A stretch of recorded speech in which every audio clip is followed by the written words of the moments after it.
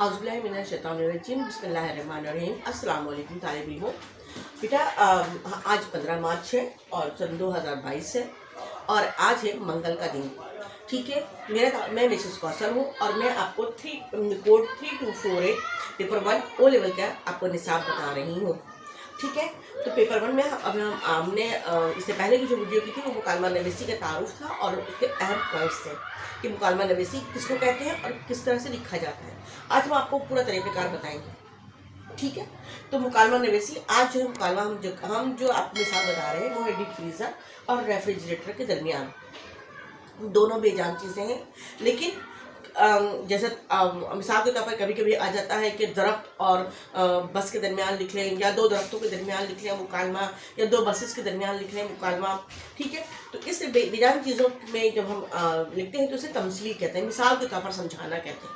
ठीक है, तो इसमें जो है हम पस मंज़र पहले बैकग्राउंड देंगे कि मुकालमा हमारा किस बुनियाद पर शुरू हो रहा है, उसका बैकग्राउंड क्या है, उसका पस मंज़र क्या है। ठीक है, तो बैकग्राउंड ये है कि बकरीद का महीना है, यानी कि जिलहज का महीना है और हर घर में कुर्बानी के जानवर आ गए हैं और हर तरफ जो है बड़े बूढ़े बच्चे जवान सब जो हैं उनकी खिदमत में लगे हुए हैं ताकि अल्लाह ताला की हुजूर ज़्यादा से ज़्यादा सवाब हासिल कर सकें। लेकिन वहीं पर कई ऐसे अफराद भी मौजूद हैं जो गोश्त ज़ख़ीरा करने के चक्कर में लगे हुए हैं और वो अपने घर के डीप फ्रीज़र और फ्रिज की सफाइयों में लगे हुए हैं और कहीं जो है ये भी सारे सामान जो है वो नए खरीदे जा रहे हैं ताकि गोश्त ज़्यादा से ज़्यादा अर्से तक बेहतरीन तरीके से महफूज रह सके।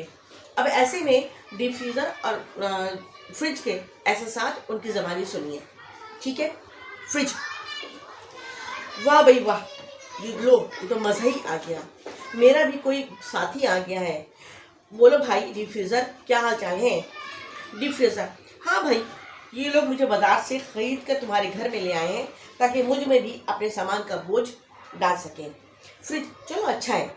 असल में एक दिन जो लोड शेडिंग के बाद अचानक बिजली आई तो शॉर्ट ब्रेक की वजह से मेरा कंप्रेसर जवाब दे गया था, मगर फिर ये लोग मुझे इलेक्ट्रिशियन के पास ले गए। उसने कहा भाई ये काम फ्रिज मरम्मत करने वालों का है, लिहाजा मुझे फ्रिज मरम्मत करने वालों के पास ले गए। उसने मुझे एक हफ्ते अपने पास रखा, फिर मेरी मरम्मत कर दी। मगर तुम्हें तो मालूम है कि मरम्मत शुदा चीज़ में और नई चीज़ में बड़ा फ़र्क होता है। जी फ्रिज, हाँ भाई तुमने तो ये बिल्कुल ठीक कहा है। अब समझ में आया है कि फ्रिज के होते हुए ये लोग मुझे क्यों लेकर आए हैं। क्या अब तुम सामान मसलन गोश्त, मुर्गी, मछली के अलावा सब्जी को महफूज करने की सलाहियत कम कर चुके हो? फ्रिज, नहीं भाई मियाँ, अब भी मैं इनके तमाम सामान को बर्फ़ और ठंडक से महफूज रखने की कोशिश करता हूँ और ख्याल रखता हूँ कि उनकी कोई चीज़ ख़राब ना होने पाए या गलने सड़ने से महफूज रहे। डीप फ्रीज़र, हाँ ये तो है, हम हद्दुल मकदूर ही कोशिश करते हैं कि साहब और बेगम साहब को कोई तकलीफ़ ना हो। फ्रिज, असल में अब मैं ज़्यादा सामान महफूज नहीं कर सकता ना, और बकरीद का ज़माना भी है, ये लोग जानवर तो ले आए हैं मगर अब इसका गोश्त रखने का मसला होगा तो ये तुम्हें ले आए। ओहो डीप फ्रीज़र, अब क्या ये लोग अब उन लोगों में शुमार होते हैं जो गरीबों, मोहताजों, मिस्कीनों और यतीमों में गोश्त तकसीम नहीं करते और सब कुछ घर में ही रख लेते हैं? तो भाई ये तो बहुत बुरा काम है, अल्लाह इससे नाखुश होता है। फ्रिज, तुम कह तो सही रहे हो मगर उनका शुमार भी उन्हीं लोगों में होता है। असल में ये लोग सुन्नत इब्राहीम अलैहिस्सलाम को अदा तो कर देते हैं मगर नीयत नहीं भरती और तुमको तो मालूम है अमाल का दारोमदार नीयत पर ही है। डीप फ्रीज़र, चच्चा की आवाज़ निकालनी है, ये लिखना है। ये तो बहुत अफसोस का मुकाम है, हालांकि हमारा मज़हब इस्लाम हमें मसावत का हुक्म देता है कि एक माशरा बराबरी के हुकूक पर ही सुकून अमन अमान कायम रख सकता है ताकि माशरे में कोई अमीर या गरीब ना रहे।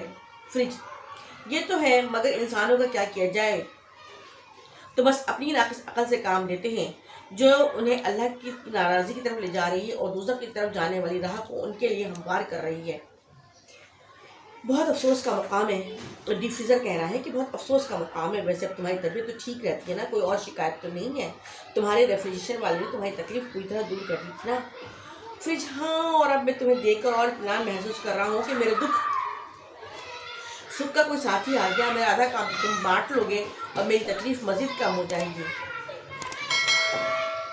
डीप फ्रीज़र, क्या है तो तुम ठीक रहो क्योंकि मुझ में गुंजाइश बहुत ज़्यादा है और मैं चूँकि ट्रिपलेट हूँ तो पानी भी ठंडा कर सकता हूँ और बर्फ़ भी जल्दी जमा सकता हूँ। चूँकि नियाबी हूँ तो मेरा काम करने की सलाहियत तुमसे बहुत ज़्यादा ही बेहतर है।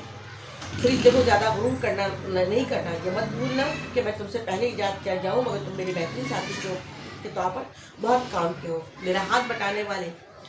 डीप फ्रीजर, वाह भाई वाह, मज़ा ही आ गया आपकी बातें सुनकर। नहीं भाई, मैं गुरूर नहीं करता, क्योंकि शैतान का वस्फ है और मैं शैतान बनना नहीं चाहता। फ्रिज मुंह पर उंगलियां रखते हुए खामोश जाओ, लगता है बेगम साहबा गोश्त, सब्जी, अंडे, मछली, मुर्गी सब रखने आ रही हैं और वो तुम में ही रखेंगी।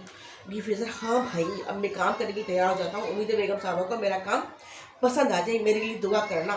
फ्रिज, हाँ हाँ ज़रूर, क्यों नहीं। आखिर तुम मेरे भाई हो।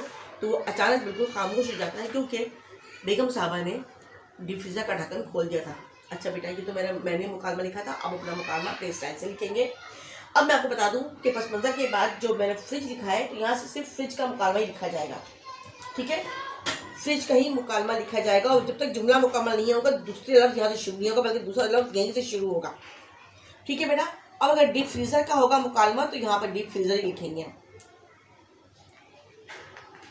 ठीक है। और फिर डीप फ्रीज़र का मुकालमा शुरू होगा, ठीक है।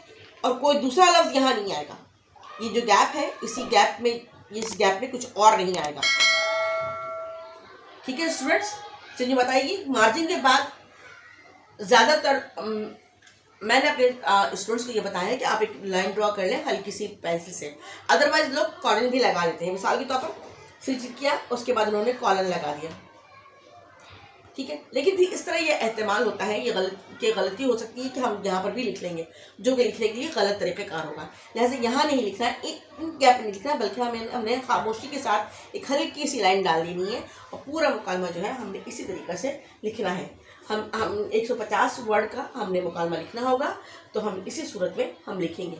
उम्मीद है आपको ये बात पसंद आ गई होगी। अब इंशाल्लाह जो है हमारी नेक्स्ट वीडियो जो है वो खुतूत पर होगी कि खुतूत नवे से खुतूत किस तरह लिखा जाता है, ठीक है बेटा।